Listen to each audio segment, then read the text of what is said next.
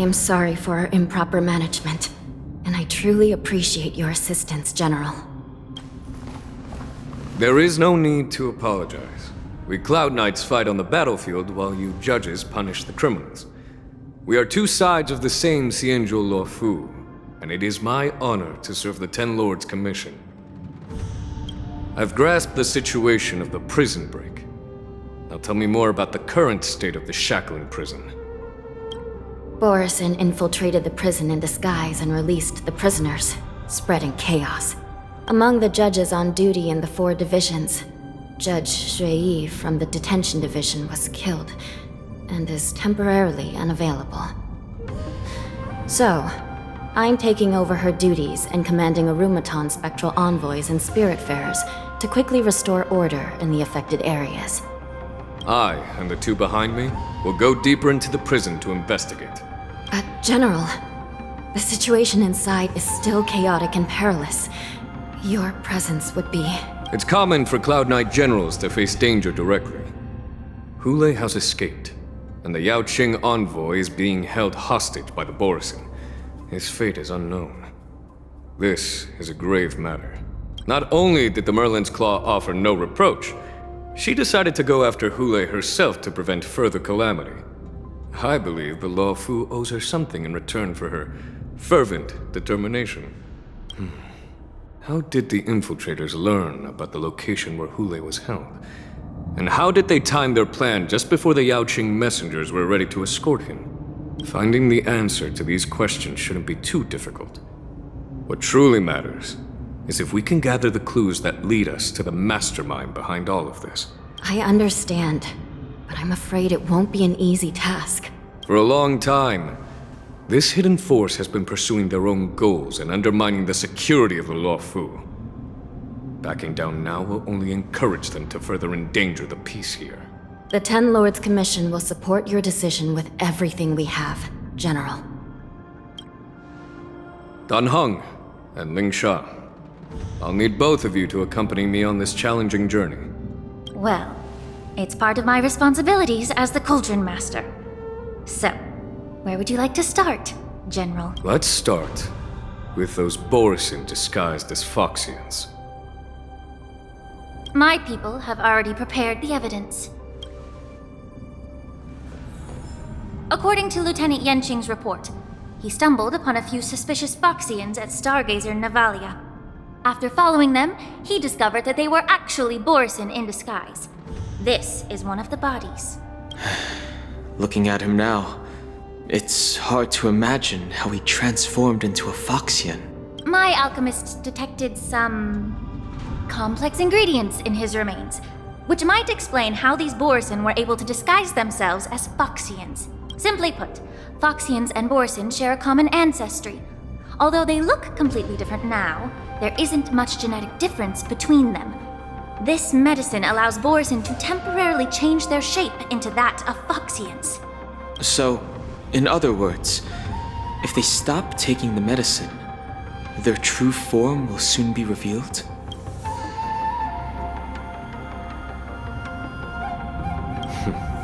The formula and technique seem oddly familiar. The disciples of Sanctus Medicus. Looks like the Alchemy Commission is involved once again. When I was sorting through the prescriptions they used, I came across one called Semblance Reversion Essence. It's designed to help those disciples suppress signs of their Mara-struck forms and maintain their normal appearance. When I compared it to the medicine found in the Borisins' body... They're one and the same, aren't they? The medicinal properties and ingredients may differ, but the principle remains the same. Since ancient times, the Borisin have always sought to have more powerful bodies, regarding the foxians as weaklings. Yet, in order to save their warhead, they were willing to disguise themselves as foxians. Their determination is quite remarkable. If these infiltrators rely on the medicine to maintain their disguise, then following this lead in our investigation seems prudent. Please follow me. Disguised Borisin. Here we are. Incredible strength. The attacker shattered this warden's bones with a single blow. Such brute strength is not something an ordinary Borisin possesses. This is likely the work of Hoolay. If I may be so bold to ask, is this Borisin truly that formidable? I have lived a bit longer and engaged in a few more battles than you, Miss Lingsha. To the Alliance, Borisin have always been the most formidable adversaries. And Hoolay is a monster feared even among his own kind. With his strength, Hoolay united numerous Borisin packs, forming a grand army of abominations of abundance. They constantly pushed the Alliance's armies into perilous positions. Over 7 centuries ago, I followed my mentor on a campaign against the abominations, and I personally witnessed the devastation on the battlefield after Hoolay appeared. Even with medicinal pellets that suppressed the fear caused by his lupitoxin, countless Cloud Knights succumbed to panic in the face of his murderous aura. They couldn't even raise a hand in resistance. If the former sword champion hadn't immobilized Hoolay with her frost blade, the outcome of that fateful battle could have been very different. By the end of the battle, only a few of us remained. The crimson moon cast the sheen of blood on all. Everything I saw was painted dark red. If that's the case, why wasn't the beast executed instead of being imprisoned? On the Xianzhou Zhuming, the judges cast those unforgivable and nearly immortal abominations of abundance into the eternal flames of the stars, reducing them to ashes. Their so-called immortality is just a facade. I mean, nothing can truly defy death, can it?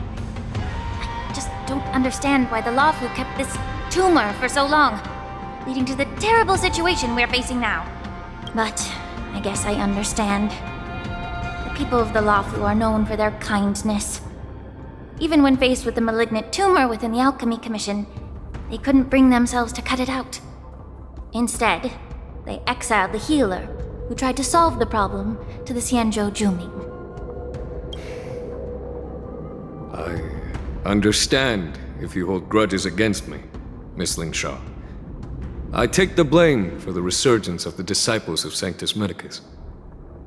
As for why Hoolay was only in prison, I can shed some light on that too.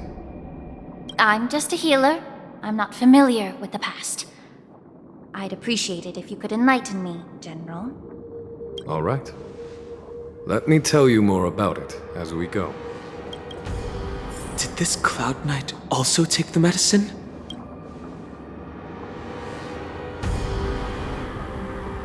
No. This is a Borisin in disguise.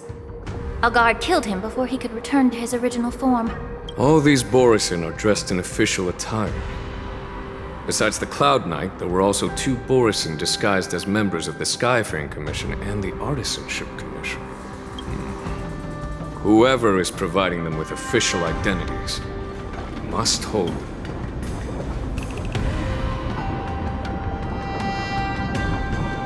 Someone bit open his arteries and drained almost all of his blood while he was still alive.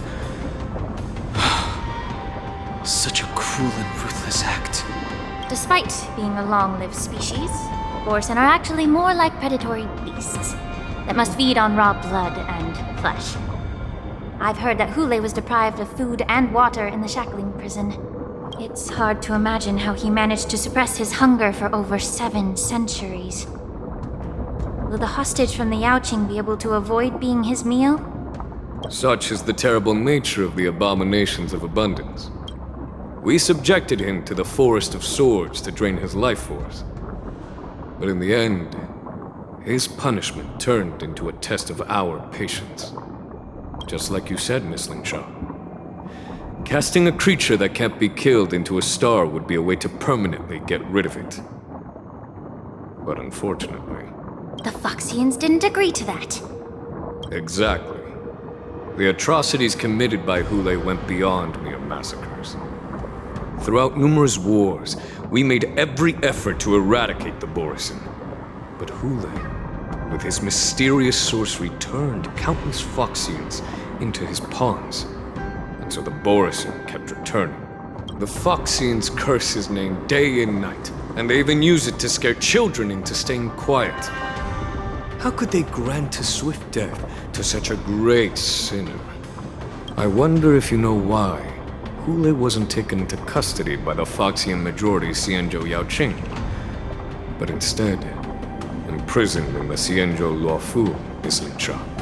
As you mentioned, your mentor was an exceptional warrior and was the one who defeated Hoolay, an extraordinary achievement. Therefore, the Marshal placed this feral beast under the jurisdiction of the Xianzhou Luofu as an honor, I assume? It seems you have a major misunderstanding about this arrangement, Miss Lingsha. Allow me to explain it to you. Yanqing told me that an IPC ship was attacked by Borisin. Is this what they were transporting on the ship? Yes. The Artisanship Commission and Alchemy Commission conducted a joint examination and found that parts of this machine are made from specially refined Borisin biotissue. I heard the Intelligentsia Guild has been researching the biological properties of long-life species, hoping to make medical or combat-related discoveries. However, they haven't dared to cross any lines due to their so-called relationship with the Alliance. Perhaps to those scholars, Borisin are no different from lab animals. Maybe the Borisin attacked that ship to retaliate against the Intelligentsia Guild for experimenting on them? No. If it were only about revenge, they could just wreck the ship and destroy all the cargo, instead of allowing it to end up in the Shackling Prison. It was a deliberate display to showcase the dangerous nature of the cargo in broad daylight. This way, the cargo would end up in the Shackling Prison, serving as a tool for the prison break. This skill in exploiting the blind spots of others' mindsets is so atypical of them. I'm afraid the IPC and the Intelligentsia Guild unknowingly became their accomplices.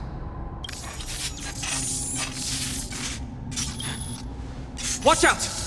This thing is still alive! Even after suffering such severe attacks? Their imitation of long-life species has crossed the line. The stench of evil be of your body and mind. Attack! Stay in step. Like fire till everything burns to ashes!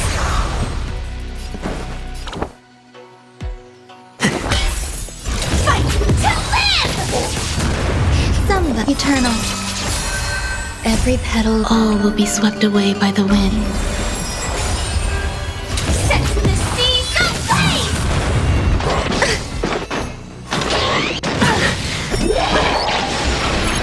If it can still move, it means it wasn't damaged enough. Let's make sure it never moves again. The truth burns clear as a flame. Everything in this world is bleeding.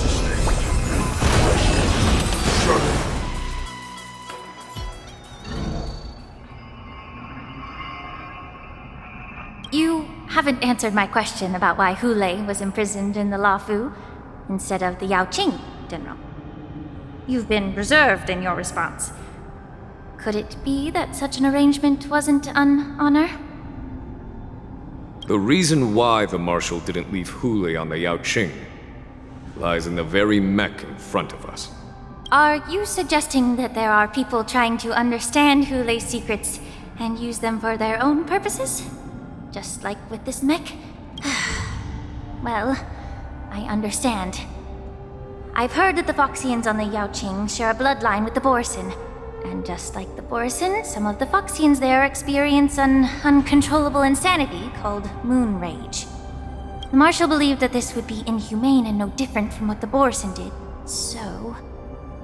Exactly. While Borisins see moonrage as a blessing that unlocks their true potential, Foxians see it as an inevitable curse within their bloodline. Countless healers of the Yaoqing have attempted to unravel this mystery, but to no avail. Why can Borisin control the power of moonrage? Can we Foxians break free from this curse? These questions were asked frequently. Each questioner had good intentions. But the road to catastrophe is paved with good intentions. To the Foxians of the Yaoqing, Hoolay was not only the warhead of the Borisin, but also a monster that could be the subject of much research. Hoolay thus became a poison that corrupted people's minds without their knowing. That's why the Marshal decided to imprison Hoolay and the Luofu. It wasn't an honor, but rather a warning. Because such selfish pursuits in the name of good intentions once led to a tragedy on the Luofu that served as a warning to future generations. The sedition of Imbibitor Lunae. By imprisoning Hoolay and the Xianzhou Luofu, the Marshal both suppressed the dangerous intentions of the Yaoqing Foxians and warned the Xianzhou Luofu to refrain from repeating its mistake. That was a necessary trade-off. The Xianzhou alliance is not solely about the Xianzhou natives. Only when all three races, Foxian, Vidyadharas, and Xianzhou natives, form an alliance, will there be a promising future for all. Thank you for enlightening me. Was it for the same reason that you traded off my mentor to the Xianzhou Zhuming, only to stand idle and allow the resurgence of the disciples of Sanctus Medicus? You said that I couldn't bear to cut out the malignant tumor within the Alchemy Commission, but instead exiled the healer who tried to solve the problem to the Xianzhou Zhuming. But did your mentor tell you her good intentions led her to perform certain healing arts on DanHeng, who had just finished his hatching rebirth,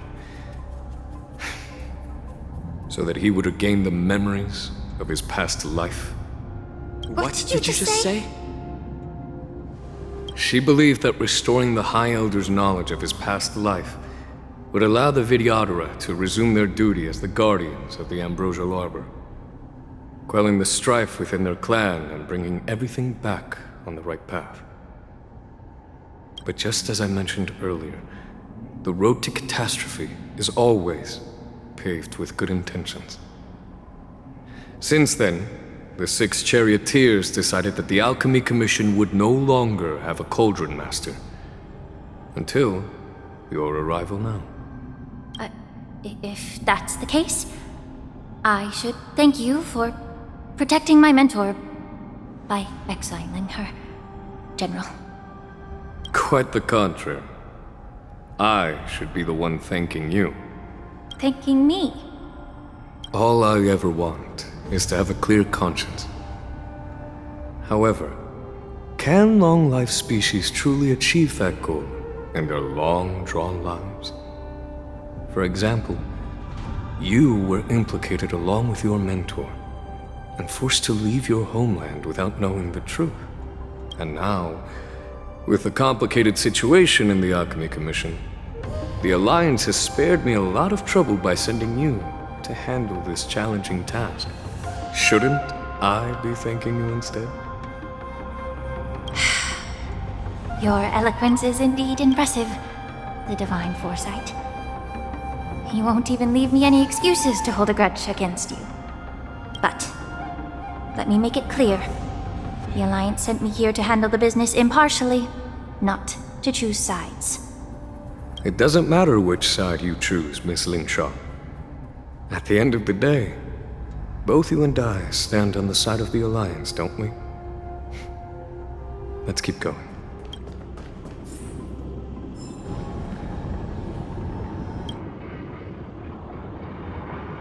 These Mara-struck soldiers don't appear to be escaped prisoners.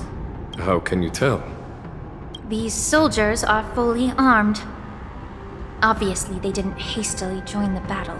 The messenger named Moza did say that there were two groups of attackers. The other attackers, aside from the Borisin, could hide their tracks. I believe he was referring to these people.